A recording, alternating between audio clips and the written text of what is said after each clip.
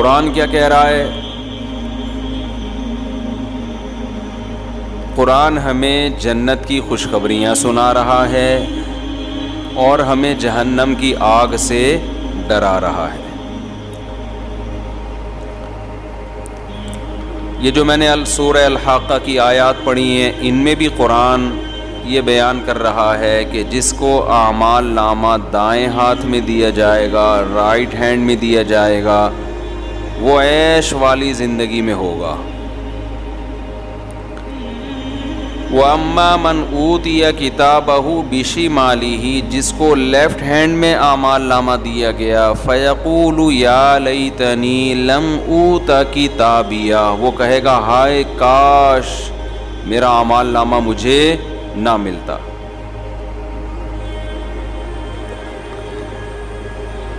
تو آپ مجھے ایک بات بتاؤ، اللہ تعالیٰ نے جو اتنی بڑی کامیابی اور اتنی بڑی ناکامی رکھی ہے، کیا وہ محرم کے جلوسوں پہ رکھی ہوگی یا وہ ربیع الاول کے جلوسوں پہ رکھی ہوگی یا وہ کچھ اپنی رسومات پہ رکھی ہوگی؟ کیا یہ ایسی چیز ہے جس کی بیس پہ کسی غیر مسلم کو ہم اسلام کی طرف اٹریکٹ کر سکیں؟ کوئی ہے ایسی چیز؟ اسلام کی سب سے بڑی خوبی، جس کی وجہ سے اسلام دنیا میں سب سے زیادہ پھیلا اور پھیل رہا ہے، وہ یہ ہے کہ اسلام اور نیچر ایک چیز کے دو نام ہیں۔ سمجھ میں آ رہی ہے بات کہ نہیں آ رہی ہے؟ اسلام اور نیچر ایک چیز کے دو نام ہیں۔ تبھی قرآن نے کہا فطرۃ اللہ التی فطر الناس علیہا۔ کیا مطلب؟ قرآن یہ بتانا چاہ رہا ہے کہ اسلام سے ڈرو مت، وحشت مت کھاؤ۔ یہ وہ نیچر ہے، یہ وہ فطرت ہے جس پہ میں نے لوگوں کو پیدا کیا ہے۔ تو نیچر میں تو سکون ہوتا ہے، اس سے وحشت تھوڑی ہوتی ہے۔ اسلام کے سوا دنیا میں جتنے مذہب ہیں وہ نیچر کو اپیل ہی نہیں کرتے ہیں، تمہیں وحشت ہے۔ آپ جائیں نا کسی اور مذہب کی عبادت گاہ میں چلے جائیں، آپ عجیب سی وحشت ہوگی آپ کو، یار میں کہاں آ گیا۔ بار بار جا جا کے آہستہ آہستہ وہ وحشت دور ہوگی۔ جیسے کسی وحشی درندے کو دیکھ لیں، ڈر جاتا ہے انسان، پھر پالنا شروع کرے تو وہ تو گدھے سے بھی محبت ہو جاتی ہے۔ انسان جس کے ساتھ رہتا ہے آہستہ آہستہ اس سے محبت ہو جاتی ہے۔ تو اللہ نے اسلام کو دین فطرت بنایا ہے، اس میں سکون ہے۔ آپ کسی بھی مذہب کی عبادت خانے میں جائیں، کسی بھی مذہب کے، میں مذہبوں کے نام نہیں لے رہا، وہ پھر لوگ وہ کہتے ہیں کہ ہمارے خلاف تقریر ہو رہی ہے۔ آپ جائیں، آپ کو میں یقین سے کہتا ہوں وحشت ہوگی، بناوٹ نظر آئے گی، اس میں مصنوعی پن نظر آئے گا۔ لیکن آپ کسی غیر مسلم سے پوچھیں کہ یار ایک دفعہ مسجد جاؤ اور جھوٹ نہ بولنا، سچ سچ بتاؤ تمہیں سکون محسوس ہوا یا نہیں۔ اگر وہ جھوٹا نہیں ہوگا نا، وہ لازمی کہے گا یار مسجد میں آ کے مجھے سکون محسوس ہوا ہے۔ مسجد میں کوئی مصنوعی پن نہیں ہوتا۔ ہمارے نبی صلی اللہ علیہ وسلم نے جو مسجد بنائی، مسجد نبوی، اس میں صحابہ سے یہ نہیں کہا کہ سونے کی اینٹیں لگاؤ، خوبصورت دروازے لگاؤ، کلر کرو، نہ چھپڑا سا تھا ایک۔ حضرت عثمان رضی اللہ تعالیٰ عنہ کے دور میں انہوں نے پتھر لگائے، ٹائلیں لگائیں سنگ مرمر کے، خوبصورت مضبوط کرنے کے لیے۔ لوگوں نے اعتراض کیا کہ بھائی نبی کے دور میں تو پتھر نہیں لگے تھے، آپ کیوں لگا رہے ہیں؟ انہوں نے فرمایا نبی کے دور میں تمہارے گھر بھی کچی مٹی کے ہوتے تھے، اس سے زیادہ نہیں، لیکن آپ اسلام کے علاوہ دیگر لوگوں کی عبادت گاہوں کو جا کے دیکھیں، آپ حیران ہو جائیں گے۔ برما میں بدھسٹ کے عبادت گاہ میں گیا، اتنا سونا لگا ہوا ہے, اتنا گولڈ, اور اتنی بڑا ان کا جو عبادت گاہ تھی نا, اتنا بڑا تھا وہ کمرہ ان کا, پبلک مارکیٹ سے کیا تھی, اور سکون نہیں تھا, ایک عجیب وحشت. انہوں نے اٹریکشن کے لیے بہت ساری چیزیں لگائی ہوئی ہیں, خوبصورت بت بھی بنائیں گے, وہ مور بنایا ہوا ہے, چیتا بنایا ہوا ہے, بندر بنایا ہوا ہے, اور خوبصورت پھول, لیکن وہی ہے اٹریکشن, پھر بھی سکون نہیں ہے. مسجدیں دیکھو سیدھی سادھی, فرش, کرسیاں بھی نہیں. اب تو یہ آنے لگی لوگوں کے گھٹنے, یہ جو کوکنگ آئل ہے نا, کھا کھا کے گھٹنے لوگوں کے بیکار ہو گئے. تو ورنہ مسجدوں میں کرسیاں نہیں. مسجد میں سادگی کتنی ہے بھائی, بادشاہ اور وزیر اور چپڑاسی ایک ہی صف میں کھڑے ہوں گے. کوئی ہے اسلام میں کہ جی یہ والا ایریا جو ہے یہ بڑے لوگوں کا, یہ اس سے نہ سب ایک جیسے. کتنی سادگی رکھی گئی, اس کے باوجود اللہ نے روحانی سکون کہاں رکھا ہے, مسجد میں رکھا ہے. سکون مسجد میں رکھا ہے اللہ تعالیٰ نے. تو میں یہ عرض کر رہا تھا کہ اسلام کی سب سے بڑی خوبی کیا ہے, یہ دین فطرت ہے. کیا مطلب فطرت کا؟ یہ آپ کو وہ باتوں کا حکم دیتا ہے جو آپ کی نیچر بھی کہتی ہے کہ یہ کام کرو. کبھی ایسی چیز کا حکم نہیں دیتا جو آپ کی نیچر کو اپیل نہ کرے. مثال کے طور پر کلوا من الطیبات واعملوا صالحا, قرآن کہتا ہے پاکیزہ کھاؤ اور اچھا عمل کرو.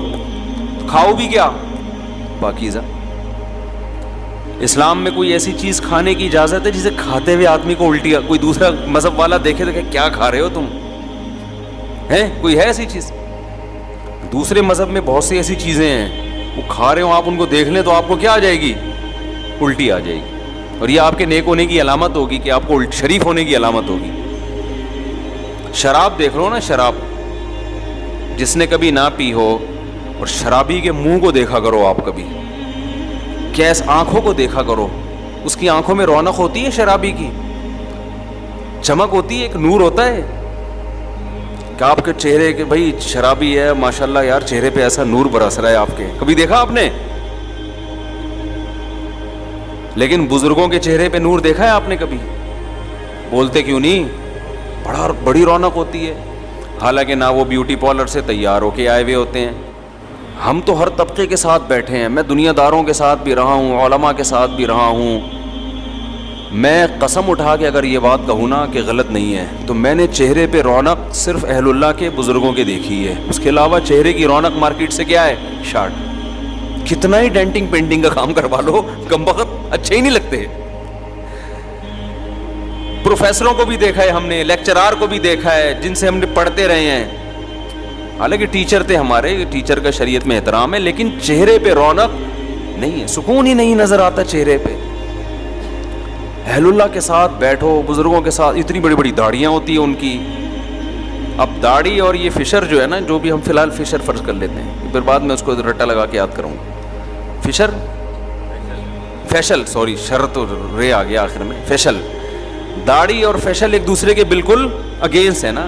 فیشل کا تو مطلب ہی کہ چہرے پہ بال مارکیٹ سے بالکل شارٹ کر دو, بالکل ایسے لگے بالکل زبردست خوبصورت.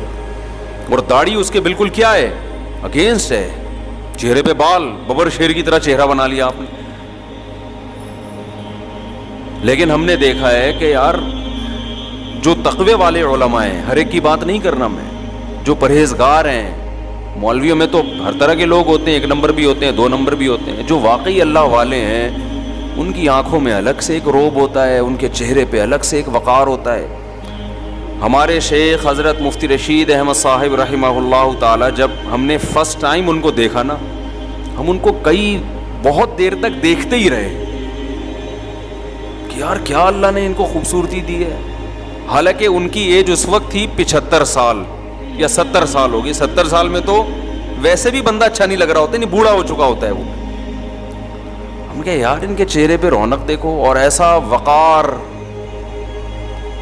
اتنا چہرے پہ رونق.